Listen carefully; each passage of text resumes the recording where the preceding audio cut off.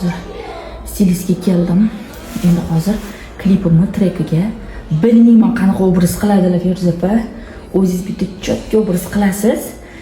Menga yarashgan yarashmaganini auditoriyamni o'zi aytishadi. Posesini ko'rsataman sizlarga.